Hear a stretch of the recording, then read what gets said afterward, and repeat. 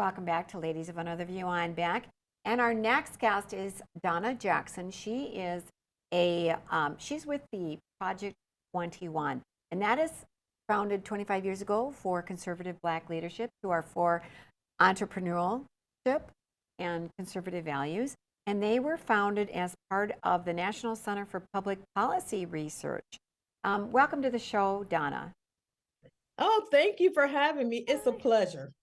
Oh, I'm so excited. I often have somebody, and we've had a number of different guests from Project 21, all of them excellent. And what came to my attention is that there's a number of liberal Black groups who contacted Elon Musk at Twitter and said they want to meet with him so that he could understand Black sensibilities.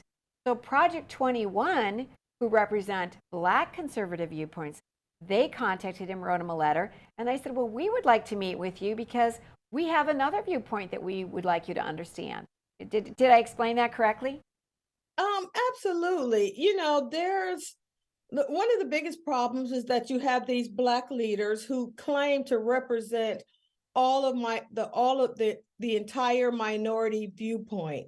And to be truthful, they actually represent very few of most African Americans' viewpoint on Pacific subjects.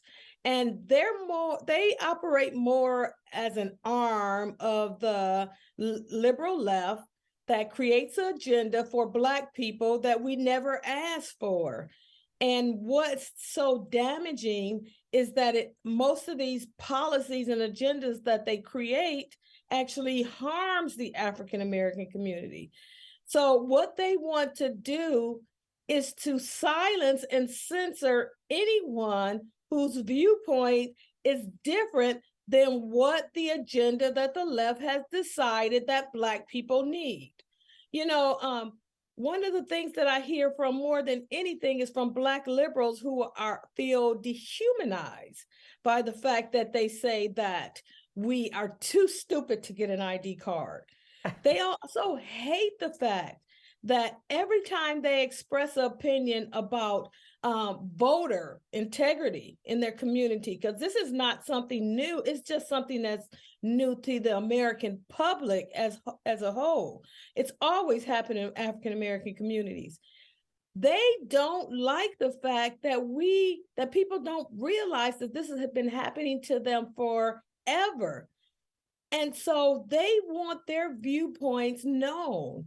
But what you have is these leaders from like the National Urban League, the NAACP, the National Action Network, who will tout the left's agenda and then actually at the expense of harming their own people. And they don't care that our communities have been decimated by these policies that the left have put forward. But they make sure that you don't know that we don't want these policies and we don't hold these values.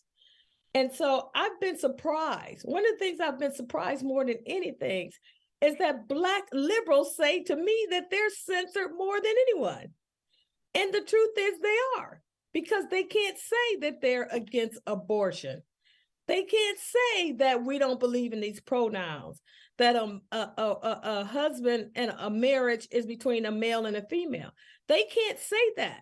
Their own base is censored. And so when we speak up, because we're not afraid, we're not beholden to any donors, then we get censored because they don't want people like us to be seen in the public.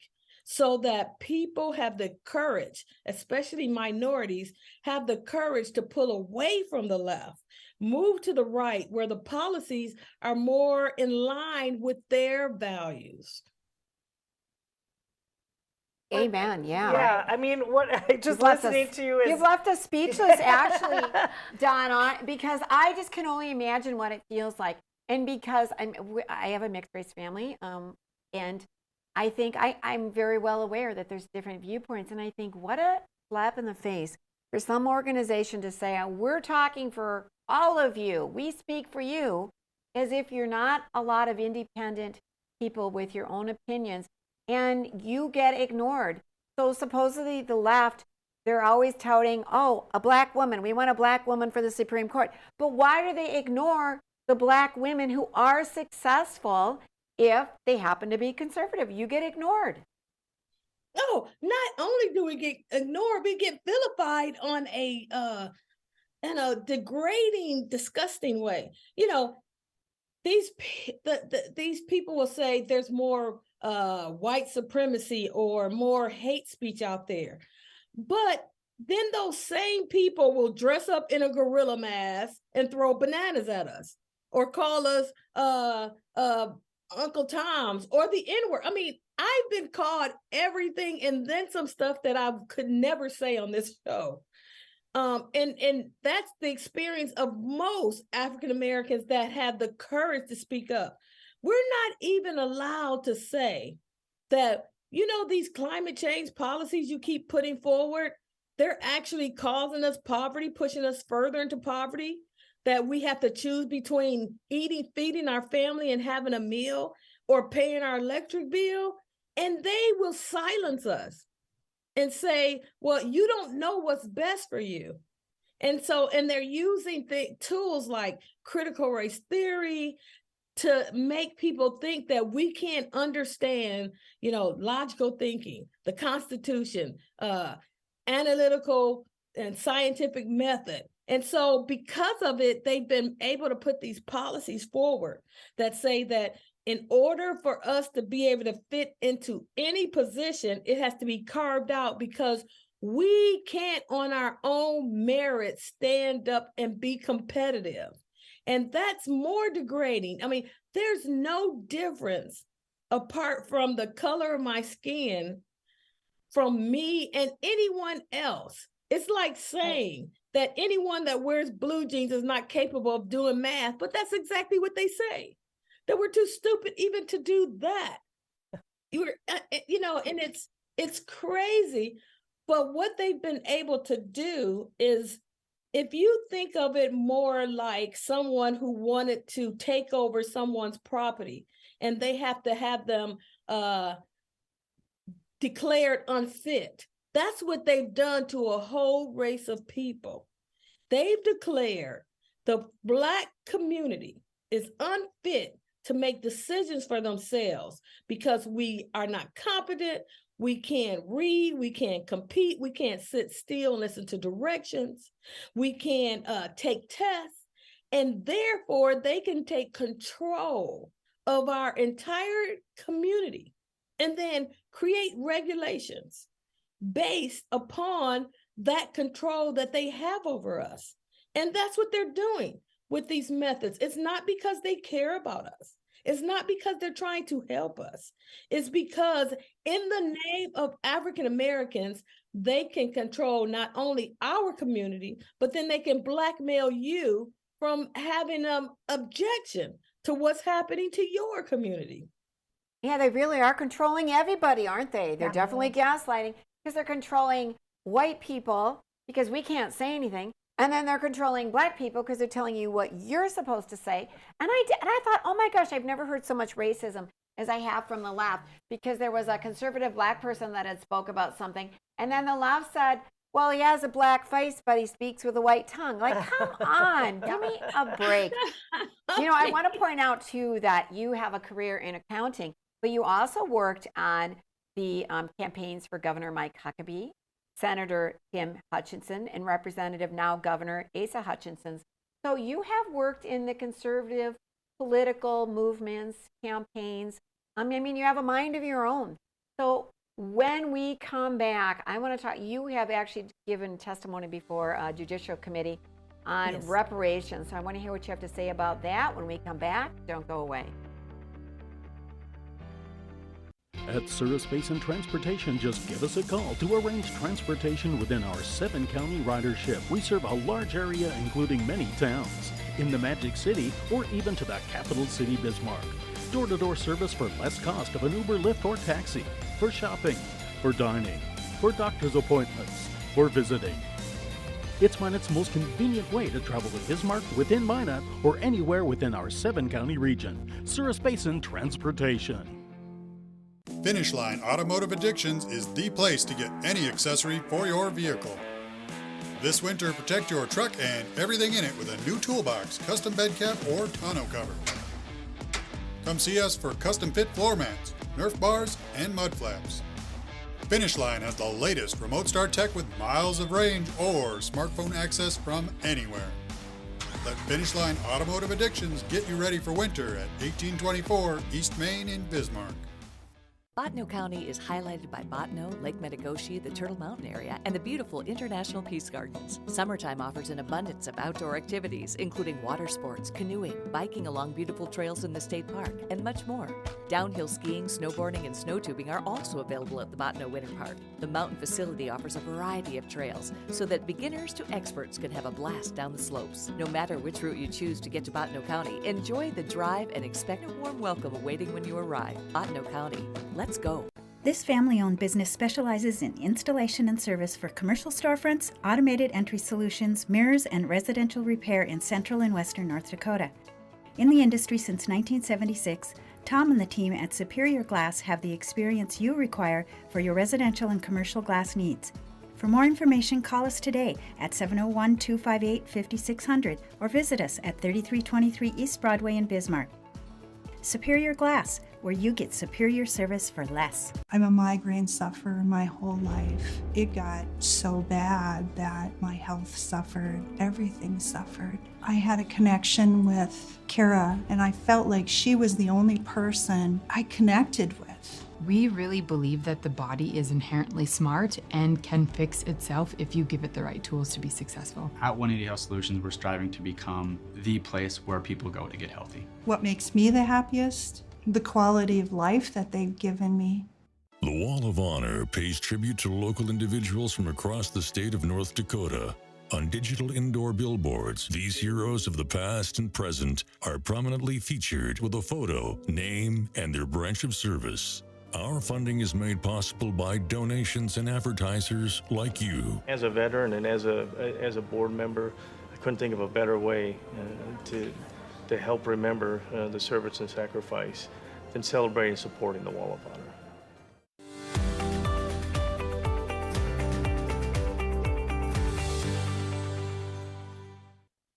Welcome back to Ladies of Another View. I'm back, and I want to welcome back our guest, Donna Jackson, who I told her during the break, this is just one thing wrong with you, Donna.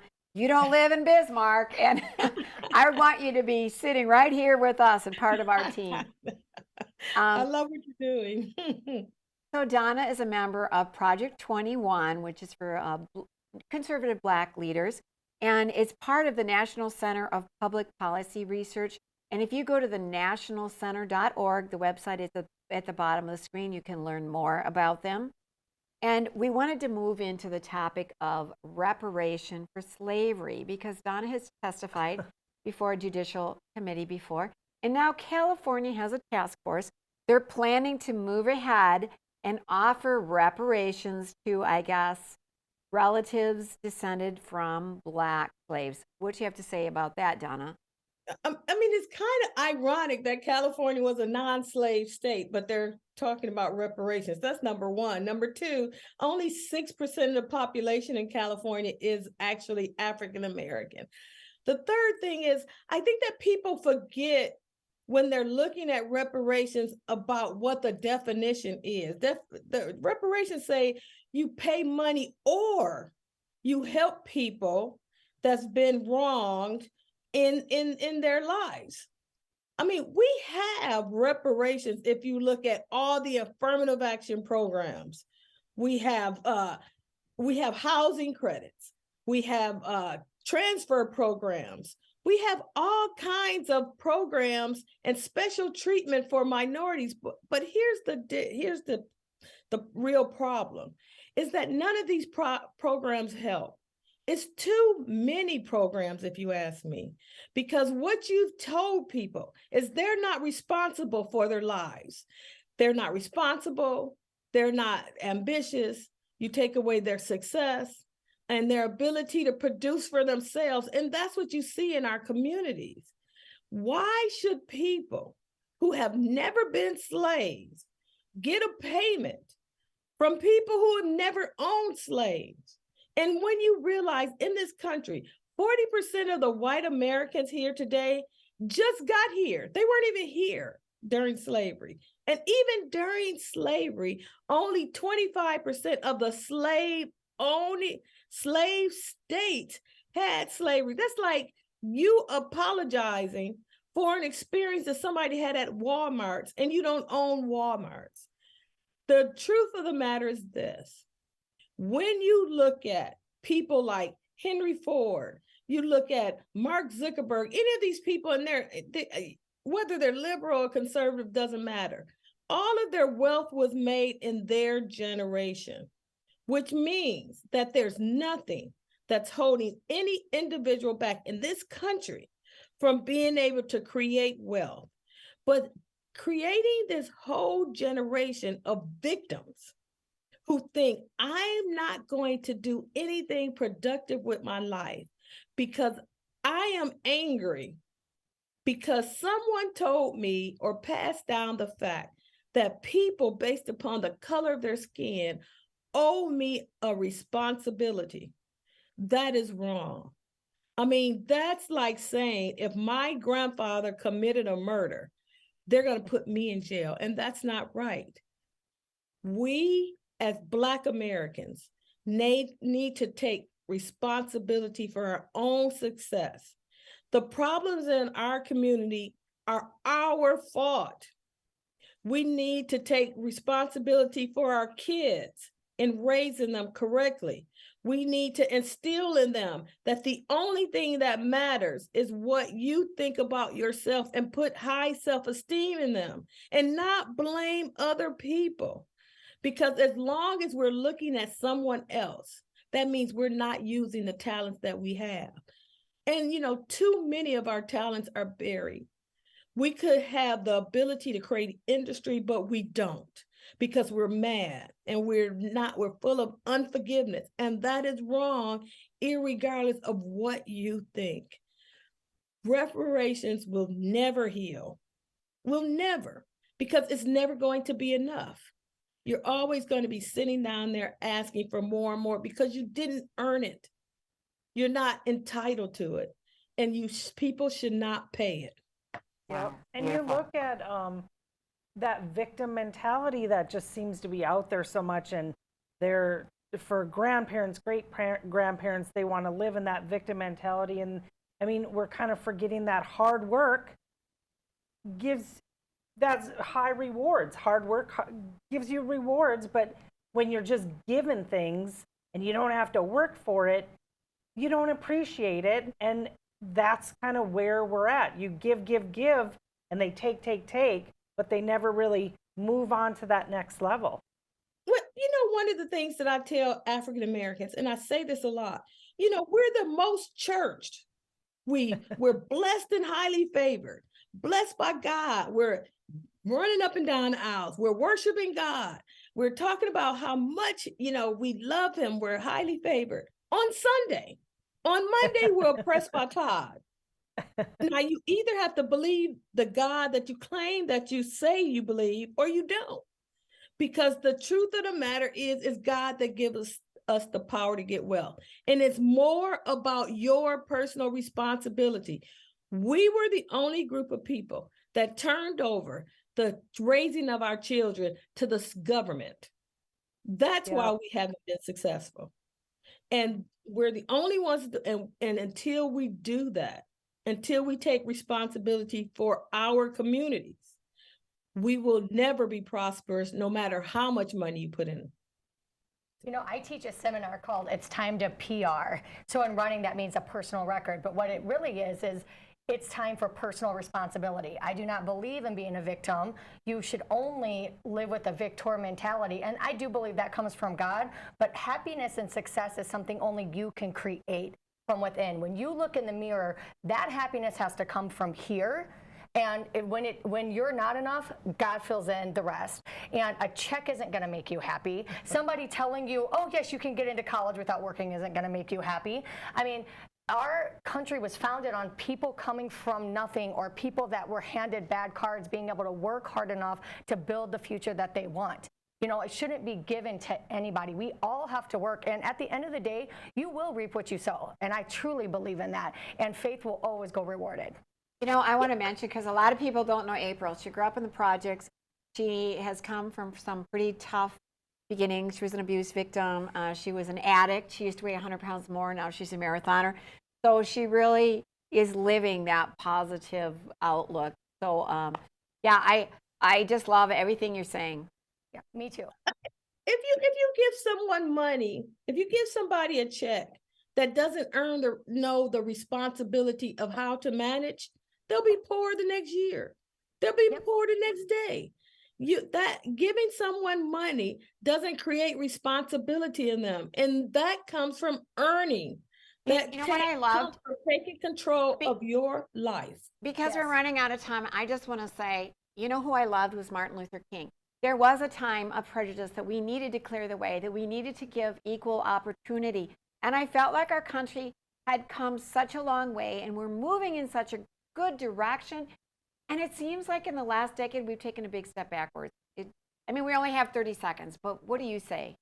It's absolutely, you know, Martin Luther King wouldn't be accepted today by most of the people on the left.